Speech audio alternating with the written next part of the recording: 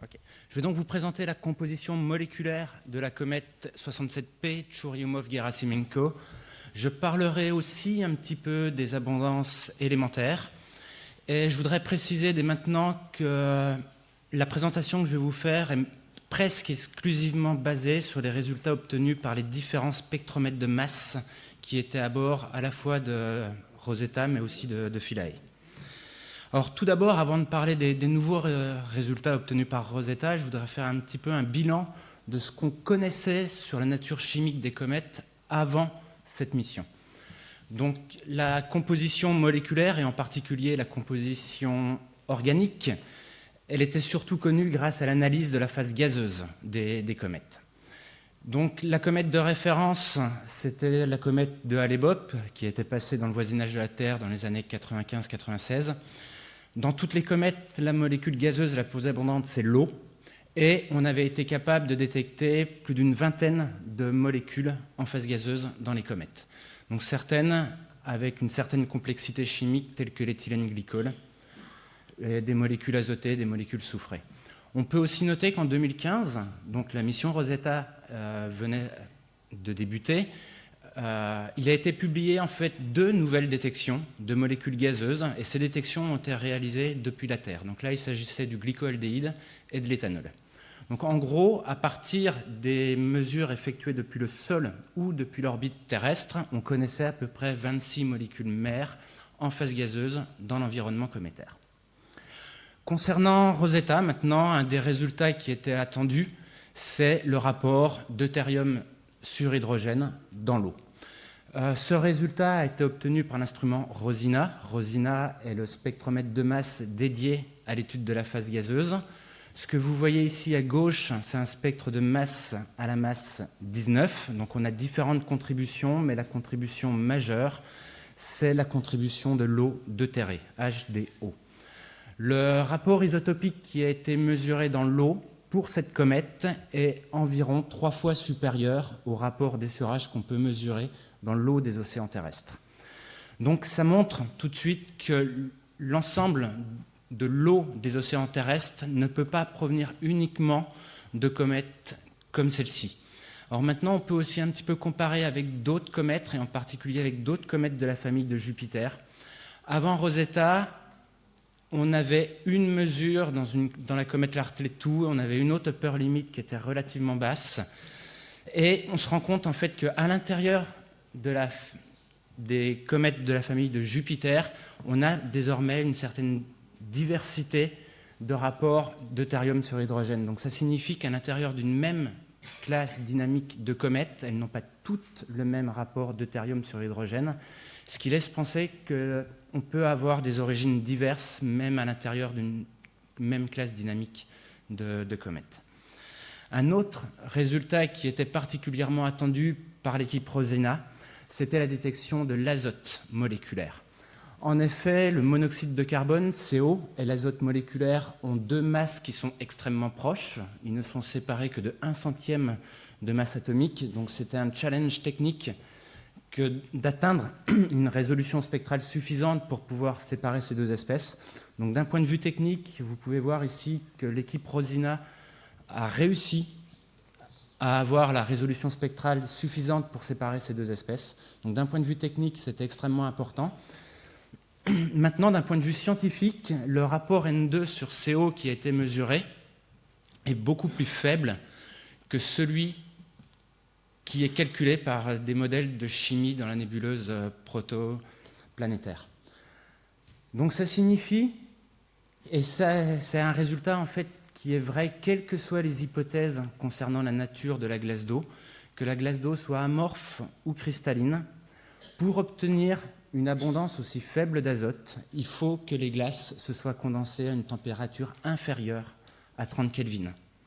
Donc ici, la très faible abondance d'azote nous signale des températures extrêmement faibles de condensation des glaces.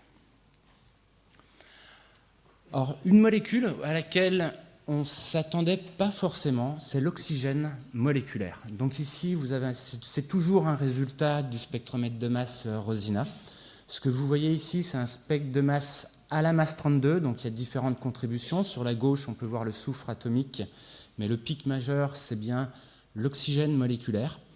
Et la véritable surprise a été son abondance. Le rapport oxygène moléculaire sur eau est d'environ 4%. Donc ça fait de l'oxygène moléculaire une des molécules les plus abondantes dans la phase gazeuse des comètes. Et ce qu'on peut aussi signaler, c'est que l'oxygène, en tout cas les densités volumiques qui ont été mesurées par l'instrument Rosina, semblent relativement bien corrélées avec l'eau, ce qui n'est pas le cas pour CO et N2. Donc là, on a une contrainte aussi pour mieux comprendre la structure des glaces et leur mécanisme de sublimation.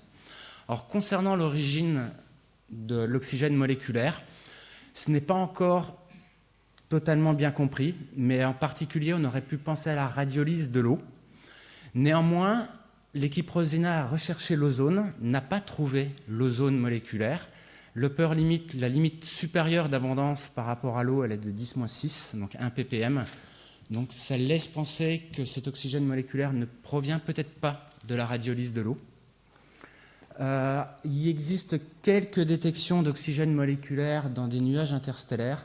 Il semblerait que l'efficacité de production de l'oxygène moléculaire peut dépendre de la température des nuages moléculaires denses et que la production d'oxygène est favorisée par des températures supérieures à 10 K dans les nuages moléculaires. Donc peut-être que le nuage moléculaire dont on provient était relativement chaud par rapport à d'autres. Alors, quand je dis relativement chaud, c'est quand même 20 ou 30 Kelvin, donc ça reste des températures extrêmement froides. Maintenant, un résultat toujours concernant la phase gazeuse et qui a été obtenu par Rosina, c'est la première détection claire d'un gaz rare dans une atmosphère cométaire. Il s'agit de l'argon ici. Il y a 2 isotopes de l'argon qui ont été détectés, l'argon 36 et l'argon 38. Le rapport argon-36 sur eau qui a été mesuré dans la comète est de l'ordre de 10-5. Le même rapport sur Terre est de 10-8. Donc ça montre que même si on apporte très peu d'eau sur Terre, on peut apporter quand même une fraction notable d'argon. Voilà. Et donc, toutes les molécules dont je viens de vous parler sont des molécules qui sont hyper volatiles. Les glaces pures de ces composés sont extrêmement volatiles.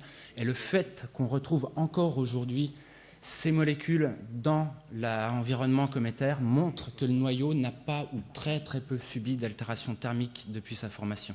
Donc on est bien face à un objet qui n'a pas subi d'altération et donc on espère pouvoir remonter aux origines du système solaire. Alors ceci, c'est des résultats qui ne sont pas encore publiés. Ces illustrations proviennent du blog de l'ESA, mais vous voyez à gauche la détection du krypton et des différents isotopes du krypton, et à droite, la détection du xénon et de tous ces isotopes. Donc ça, c'est 2 figures qui sont en accès libre sur le blog de l'ESA. Le détail, en particulier l'abondance de ces 2 gaz rares et surtout les rapports isotopiques des différents isotopes ne sont pas encore publiés, mais concernant les rapports isotopiques du xénon, ceux-ci permettront de contraindre très fortement les apports cométaires à l'atmosphère terrestre. Alors, maintenant, on va passer sur des molécules un petit peu plus organiques. Donc les molécules que j'affiche ici sont des molécules qui étaient connues dans les atmosphères cométaires avant l'arrivée de Rosetta. Donc sur la gauche, vous avez des molécules oxygénées et tout au-dessus à droite, vous avez l'ammoniac, donc une molécule azotée. Et ce qui a été trouvé, toujours par l'instrument Rosina, c'est à chaque fois en fait les homologues supérieurs. Concernant les alcools, on connaissait le méthanol et l'éthanol. On a pu rajouter maintenant l'éthanol avec 3 carbones, c'est-à-dire le propanol. Concernant les amines, on avait l'ammoniac. La méthylamine, on avait des doutes depuis la mission Stardust, mais en tout cas, sa présence a été confirmée. Mais on a aussi l'homologue supérieur, l'éthylamine. Et par exemple, on connaissait déjà l'éthylène glycol, et encore une fois, on a rajouté un groupement CH3 en plus, ce qui nous donne le propylène glycol. Donc on voit que pour toutes les familles chimiques, Rosina a pu détecter des molécules un petit peu plus grosses, un petit peu plus complexes. Et la détection qui a beaucoup fait parler d'elle, c'est la détection de la glycine, qui est une molécule à la fois oxygénée et azotée, mais si elle a fait parler d'elle, c'est parce qu'il s'agit bien évidemment d'un des 20 acides aminés biologiques. Alors, Ceci, c'est les résultats peut-être complets de l'instrument Rosina. Donc, ce qu'il faut savoir, c'est que l'API de l'instrument Rosina, Catherine Alveg, a présenté toutes les détections sous la forme d'un zoo. C'est quasiment devenu la présentation classique pour les molécules gazeuses dans l'environnement cométaire. Donc, je vous ai encadré en rouge les molécules qui étaient déjà connues, non, en bleu les molécules qui étaient déjà connues, et en rouge les nouvelles détections. Donc, tout à l'heure, je vous avais dit on avait à peu près 26 molécules connues dans un environnement cométaire. Aujourd'hui, c'est 58.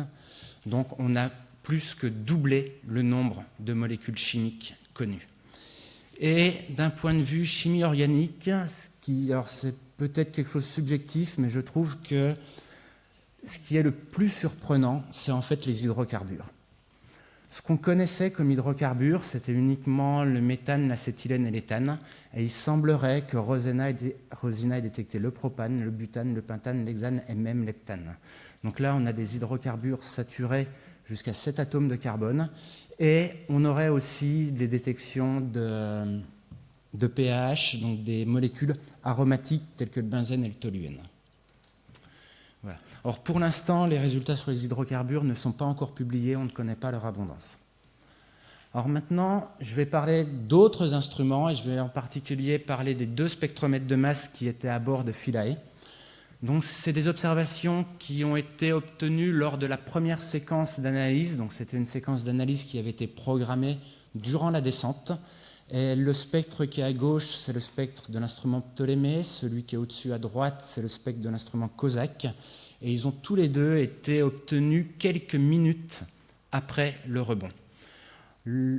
Et les spectres qui ont été obtenus juste après le premier rebond, sont beaucoup plus riches d'un point de vue chimique que tous les autres spectres qui ont été acquis soit pendant la descente, donc avant le rebond, ou bien après le rebond. Donc, ces 2 spectres qui sont différents, les 2 instruments n'ont pas exactement les mêmes spectres de masse, mais tous les 2 montrent qu'on a des molécules organiques à la surface du noyau de la comète 67P Churyumov-Gerasimenko. Le scénario qui est envisagé, c'est que le rebond ait dégagé en fait un nuage de poussière, que certaines de ces poussières soient arrivées à l'entrée de l'instrument, et que ces poussières aient en fait été chauffées et subi une pyrolyse naturelle, comme l'a dit Francis. Et donc on observe en fait les composés qui dégazent, qui subliment à partir des grains. Alors je vais détailler peut-être un tout petit peu plus le spectre de Ptolémée. On peut retrouver dans ce spectre de masse différents pics qui sont séparés par un intervalle régulier en masse. Cet intervalle régulier, c'est la masse 30. Et donc, une des interprétations possibles, c'est la présence de polyoxyméthylène, qui est un polymère du formaldéhyde. Voilà, c'est sûrement pas une interprétation unique. On ne peut pas affirmer que le polyoxyméthylène a été détecté de manière sûre, mais c'est une interprétation possible du spectre de masse de Ptolémée. Alors maintenant, pour une fois, je vais présenter un résultat qui n'est pas acquis par spectromètre de masse. Il s'agit de l'instrument Virtis, qui est le spectromètre infrarouge à bord de Rosetta. Les spectres que vous voyez à gauche et au milieu sont les spectres en fait, de la surface du noyau. Sur la gauche, on peut voir, donc, c'est un spectromètre infrarouge visible. L'albédo est extrêmement faible. Dans le visible, on a une pente relativement forte. Dans l'infrarouge proche, par contre, on a une pente qui est relativement faible. Et on a une bande très large à 3 microns. À l'intérieur de cette bande large, aux alentours de 3 microns, il y a très vraisemblablement une contribution de la glace d'eau, mais la glace d'eau ne peut pas expliquer à elle seule l'ensemble de cette bande.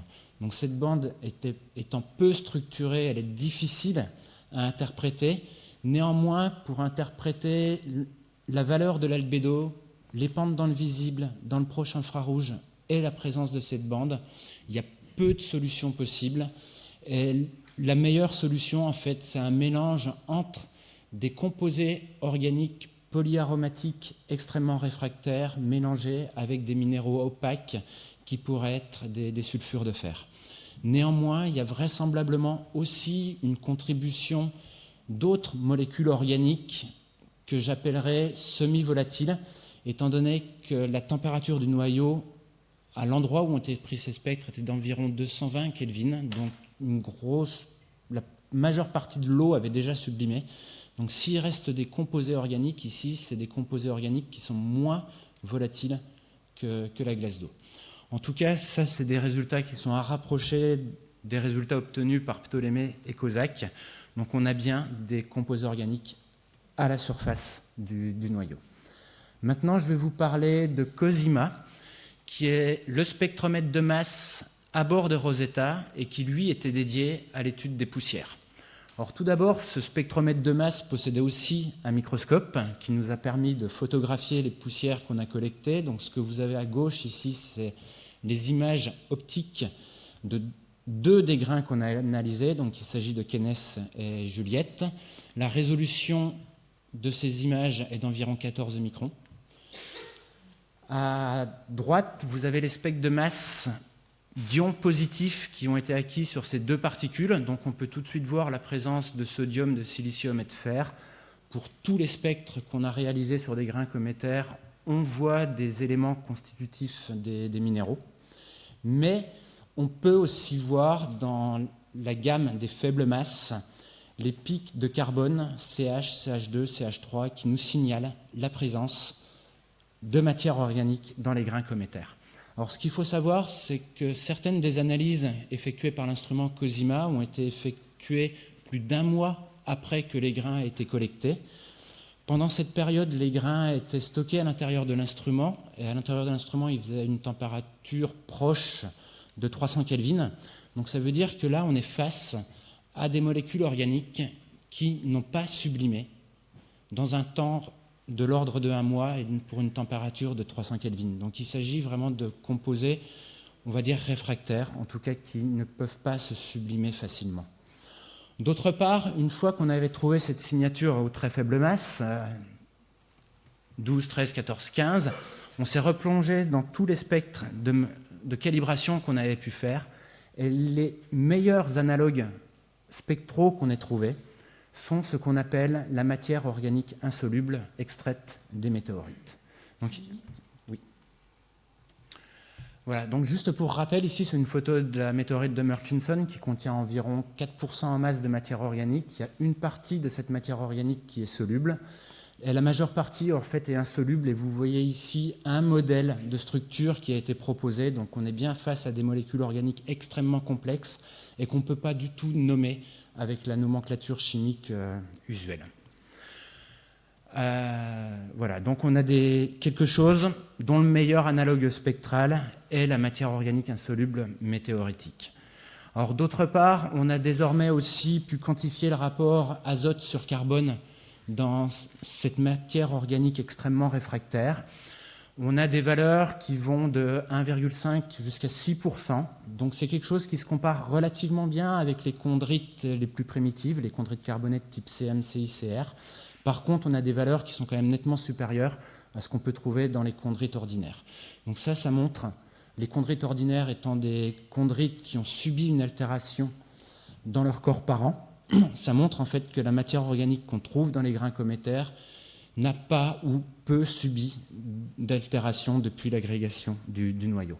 D'autre part, et c'est un résultat qui n'est pas publié, mais maintenant on a à peu près l'abondance élémentaire des poussières, et en faisant quelques hypothèses, on en arrive à la conclusion que dans les grains cométaires, 50% de la masse est représentée par les minéraux, et 50% de la masse est représentée par la matière organique. Donc ce chiffre de 50% de masse de matière organique, c'est quelque chose qui est extrêmement élevé comparativement à ce qu'on peut trouver dans les météorites. Voilà, donc si on essaie de faire un bilan, on a une matière organique qui est extrêmement diverse, qui va de molécules gazeuses extrêmement volatiles jusqu'à une matière organique extrêmement réfractaire qui ne se sublime pas et qui semble être proche de ce qu'on peut trouver dans certaines météorites. La question qu'on se pose, évidemment, c'est l'origine de cette matière organique. Et en particulier, la question qu'on se pose, c'est de savoir s'il y a une seule et unique source ou s'il y a plusieurs sources de matière organique. Une partie de la matière organique, en particulier toutes les espèces qu'on trouve en phase gazeuse, proviennent très vraisemblablement de la chimie du milieu interstellaire. Néanmoins, pour la matière la plus réfractaire, il est possible qu'elle ait été formée dans le disque protoplanétaire. C'est en tout cas une des hypothèses qu'on considère actuellement, mais on n'est pas capable à l'heure actuelle de préciser de manière claire d'où provient la matière organique la plus réfractaire. Voilà, alors, pour aller un petit peu plus loin, pour dresser quand même quelques perspectives pour le futur, parce que bien que la mission Rosetta se soit arrêtée, on n'a plus de nouvelles données, il nous reste encore énormément de travail à faire. Personnellement, je suis encore très surpris par la détection des hydrocarbures qui a été détectée par l'instrument Rosina. On ne connaît pas encore les abondances de ces alcanes, donc c'est quelque chose qui viendra plus tard. Concernant la matière organique, aussi bien les organiques volatiles que les organiques réfractaires, on n'a encore quasiment aucune information isotopique, mais c'est quelque chose qui devrait venir. Et enfin, je voudrais dire un dernier mot sur les gaz rares. Donc, les rapports isotopiques du xénon devraient être publiés rapidement. Ils devraient conduire à mieux comprendre la formation des glaces cométaires, mais aussi à mieux contraindre les apports de matière cométaire sur la Terre primitive. Et enfin, il faudra faire des bilans en masse pour savoir quelle est réellement la quantité de carbone et d'azote qui a été apportée sur Terre par les comètes, et voir si vraiment les comètes ont pu avoir une importance pour le développement de la vie sur Terre. Voilà, je vous remercie.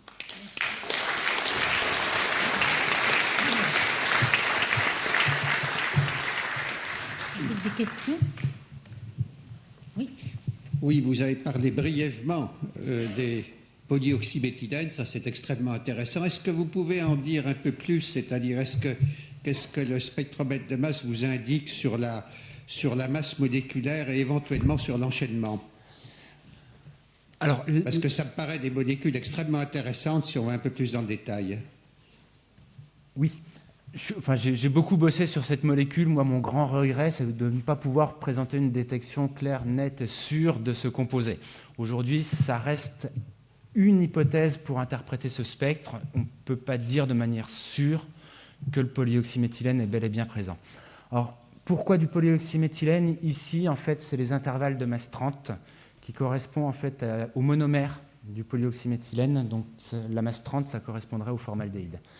Et alors, on ne peut pas caractériser la longueur de la chaîne, on ne peut pas donner une masse molaire à ces composés s'ils sont bien présents.